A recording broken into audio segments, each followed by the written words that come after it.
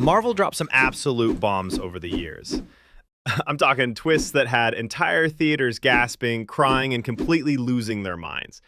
Today, we're breaking down every major MCU plot twist that changed everything. Let's dive in. I am Iron Man. Picture this. It's 2008. Superhero movies still followed the rules, and secret identities were sacred. Tony Stark is supposed to stick to the script at his press conference, tell everyone Iron Man is his bodyguard, and keep the world guessing. Instead, he throws out the prepared statement and drops, "I am Iron Man." Boom! Mic drop moment right there. Here's where it gets even more incredible. Robert Downey Jr. actually improvised this line on set. Can you believe that? Director Jon Favreau and Kevin Feige loved it so much they kept it in the final cut. This wasn't just a cool moment. It launched the world's highest grossing franchise with pure swagger. In-universe, Tony became a celebrity superhero overnight. No more hiding. No more boring secret identity drama. It set the precedent that MCU heroes would operate publicly rather than lurking in shadows like your typical comic book characters. And here's the beautiful part. Tony's final words in Endgame are also, "I am Iron Man," bringing his entire journey full circle in the most poetic way possible. But wait, there's more. This moment even inspired Marvel's entire philosophy. Kevin Feige later noted that Tony quotes not sticking with the fixed story and blurting out his identity was true to character and, quote, hadn't been done in the comics before. It gave Marvel permission to break all the rules and create something completely fresh. Hydra infiltrates S.H.I.E.L.D. By 2014, S.H.I.E.L.D. was the backbone of the MCU. They held everything together through Phase 1, and Captain America trusted them completely. Steve Rogers believed this organization carried on the ideals he fought for in World War II. Everything seemed perfectly fine until Winter Soldier absolutely shattered that illusion. Hydra, the supposedly dead Nazi science cult, had been growing like a parasite inside S.H.I.E.L.D. for decades. Can you imagine? Trusted figures like Agent Sitwell, who seemed like such a nice guy, and Alexander Pierce were revealed as Hydra agents. But wait, it gets worse. Cap's best friend Bucky had been turned into a brainwashed assassin called the Winter Soldier. As Dr. Zola's AI calmly explains with that creepy mechanical voice, "S.H.I.E.L.D. was secretly taken over by Hydra." the very institution Steve served was rotten to the core. Talk about trust issues.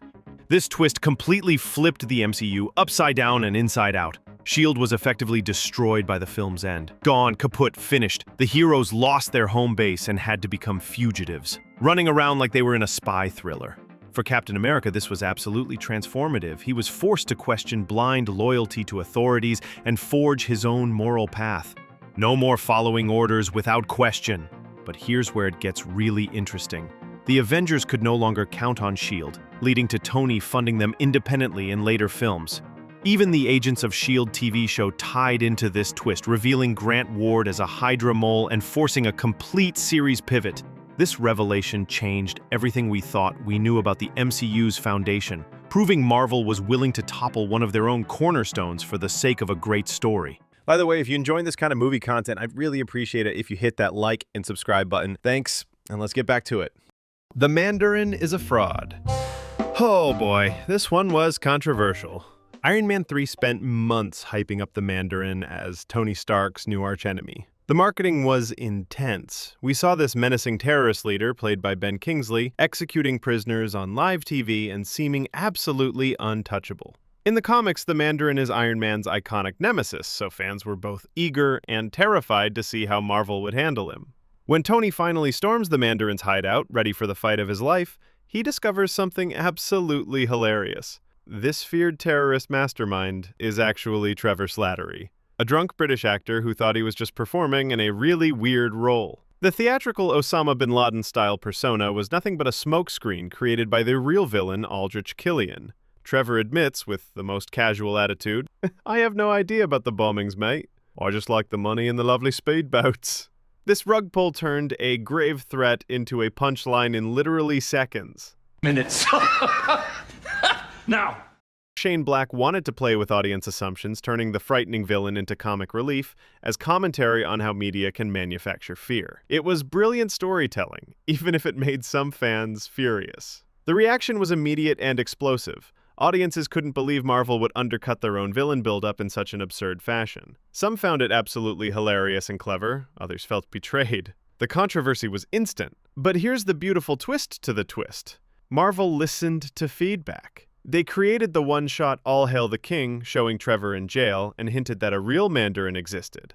Years later, Shang-Chi introduced Wenwu as the true Mandarin character. What started as a controversial gag became woven into the MCU's larger tapestry, proving Marvel can turn even their most divisive moments into long-term storytelling gold. Vulture is Liz's dad. Spider-Man Homecoming was doing such a brilliant job balancing Peter's hero life with teenage drama. He had this adorable crush on classmate Liz and finally worked up the courage to ask her to homecoming. Meanwhile, Spider-Man was fighting the Vulture, this intimidating arms trafficker stealing alien tech. These felt like completely separate worlds, the perfect teenage superhero setup. Then Peter arrives at Liz's house to pick her up for the dance, probably nervous about corsages and awkward small talk. Adrian Toomes, the freaking Vulture, opens the door. He's Liz's father. This revelation hit like a freight train. The nice girl Peter likes is the daughter of the villain he's been fighting. It was such a masterful gut punch because it came during the most vulnerable, everyday moment when Peter was just trying to be a normal teenager going to a school dance. But wait, it gets even more intense. The tension skyrocketed as Peter tries to hide his shock while Toomes cheerfully drives them to the dance, gradually piecing together Peter's secret identity during what became one of the most spine-tingling car rides in cinema history. The traffic light scene where Toomes' face gets lit up in sinister red while he figures everything out? Chef's kiss. Suddenly, Peter wasn't just fighting some random bad guy. He was dancing with the bad guy's daughter. It humanized Toomes, showing he was doing crime partly to support his family, while raising the stakes for Peter, who now endangered someone he truly cared about. The snap. Infinity War built toward this epic confrontation with Thanos, and let me tell you, everyone thought the heroes would pull through. The Avengers were fractured after Civil War, but mounted this desperate defense on multiple fronts. Traditionally in superhero films, especially massive team-ups like this, the good guys always find some last-minute way to save the day. By the third act, Thanos had 4 of 6 Infinity Stones. The heroes threw absolutely everything at him. Battles across Wakanda and Titan, incredible teamwork, amazing heroics. Viewers largely expected some miraculous victory because, come on, this was 10 years of Marvel heroes and they'd never truly lost before. Then Marvel did the unthinkable. Thanos wins. Despite all those heroic efforts, despite all the sacrifice and determination, Thanos completes the Infinity Gauntlet, snaps his fingers, and instantly half of all life in the universe turns to dust. Beloved heroes we'd followed for years start disintegrating. Peter Parker crying, "Mr. Stark, I don't feel so good." T'Challa fading away, Doctor Strange, Scarlet Witch, most of the Guardians of the Galaxy gone. Just like that. The film ends with Thanos sitting peacefully on his farm, while surviving heroes stare in absolute horror at their friend's ashes. Talk about a gut punch. This was arguably the most dramatic cliffhanger in modern blockbuster history. It completely flipped the script, setting up Endgame not as preventing catastrophe, but undoing one that had already happened. The blip permanently scarred the MCU's world. Even after the eventual reversal, it left trauma affecting every subsequent story, from WandaVision to Far From Home. The snap fundamentally changed our beloved characters too. Tony felt enormous guilt and settled into family life out of pure fear of failing again. Thor descended into depression, feeling like he'd personally failed the universe. It raised stakes across the entire saga. Suddenly, death on a massive scale was genuinely on the truly. In theaters, you could hear a pin drop when those credits rolled. Test audiences sat in complete, stunned silence. The widespread discussion dominated everything for months, spawning countless memes and theories. Marvel successfully kept this massive secret, making the surprise totally genuine and universally shocking. Peter Parker's identity exposed. Far From Home follows Peter after all that endgame trauma, and things finally seem to be looking up. He fights Mysterio, saves the day, wins the girl, and everything seems perfectly resolved as he swings through New York with MJ. The tone is completely upbeat and romantic, the perfect happy ending for our friendly neighborhood Spider-Man. Then, the mid-credits scene hits like a nuclear bomb. A breaking news broadcast reveals doctored footage framing Spider-Man for attacks in London, but the real coup de grace comes when Mysterio's recorded message exposes Peter Parker by name as Spider-Man to the entire world. But wait, there's more! Even more shocking than the identity reveal itself, the video is delivered by J. Jonah Jameson, played by the legendary J.K. Simmons, reprising his iconic Daily Bugle role from the Raimi films. This double surprise ends with Peter's face plastered on giant screens throughout Times Square while he stands there with MJ in complete shock. Peter's last word as his secret life explodes. What the? Cut to credits. Mic drop. This twist set up the most unprecedented Spider-Man story ever told. Never before had a Spider-Man film ended with his cover completely blown to smithereens. It created massive anticipation, leading directly into No Way Home, where Peter has to deal with legal troubles, public scrutiny, and danger to everyone he loves. The identity reveal completes this beautiful, tragic parallel with Iron Man's opening. Whereas Tony Stark chose to reveal himself with confidence and swagger, Peter had that choice violently ripped away from him, underscoring Parker's legendary terrible luck in the most dramatic way possible. When J.K. Simmons appeared as Jameson, theaters absolutely erupted. This twist left viewers in an absolute frenzy, generating mainstream media buzz and word of mouth that kept people talking for years until No Way Home finally delivered the resolution. It was Agatha all along. WandaVision was the MCU's first TV series, and what a wild ride it was. This mystery show had Wanda living a bizarre sitcom reality in Westview, and we were all trying to figure out what the heck was going on. Strange occurrences kept plaguing the town, and viewers spent weeks theorizing about who was behind it all. Wanda seemed partially in control, creating this fake perfect life to cope with her grief over Vision's death, but there were definitely hints of some outside influence pulling strings. Enter Agnes, this delightfully nosy neighbor played by the fantastic Kathryn Hahn, who kept showing up with witty one-liners and helpful advice at the most convenient moments. By episode 7, fans were getting suspicious. Comic book readers noticed Agnes's name resembled Agatha Harkness, a powerful witch from the comics. Tension was building as Wanda's perfect illusion started unraveling, and someone behind the scenes kept manipulating events in the weirdest ways possible. Then came the reveal that broke the internet. In a now legendary montage set to the catchiest villain song ever created, Agatha Home Along, we discover that Agnes is actually Agatha Harkness, a centuries-old witch who's been secretly pulling all the strings. The retro monster movie intro shows Agatha orchestrating various calamities while hiding as Wanda's helpful neighbor, culminating in that "and I killed Sparky too" line that had everyone both laughing and gasping. Every weird glitch, every convenient coincidence, it was all Agatha's doing. The reveal positioned her as the series' true antagonist and set up this incredible witch versus witch showdown that forced Wanda to finally confront her own incredible power. Marvel realized they'd struck absolute gold with Kathryn Hahn's performance, leading to Agatha getting her own spin-off series. The catchy reveal montage coupled with Hahn's deliciously evil performance was universally hailed as the series' high point, proving that sometimes the best twists are the ones that make you want to immediately rewatch everything. The one who remains.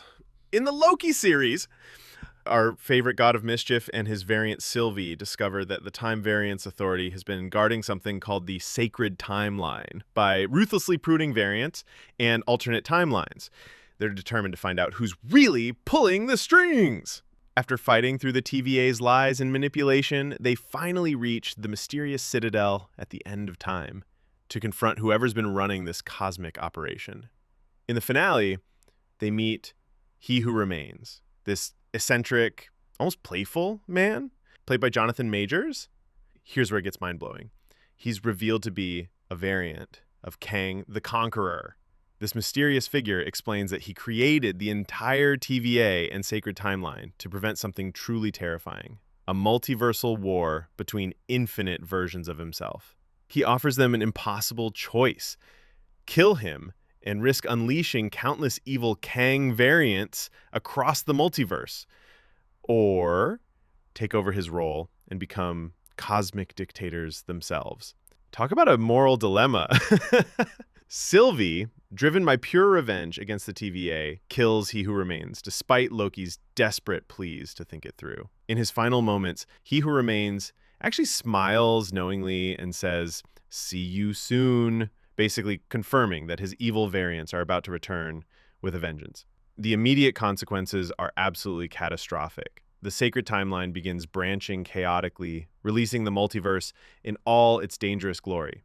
When Loki desperately returns to the TVA to warn everyone, he finds everything has changed.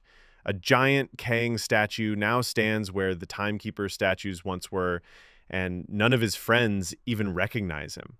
For Loki personally, this was absolutely tragic.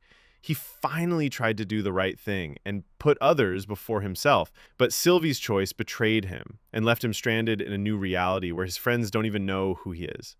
The finale perfectly mixed excitement with existential dread, introducing the multiverse's new rules through compelling character drama rather than just exposition dumps. These 8 twists prove that Marvel's willingness to take massive risks and completely defy expectations is what makes the MCU so incredible.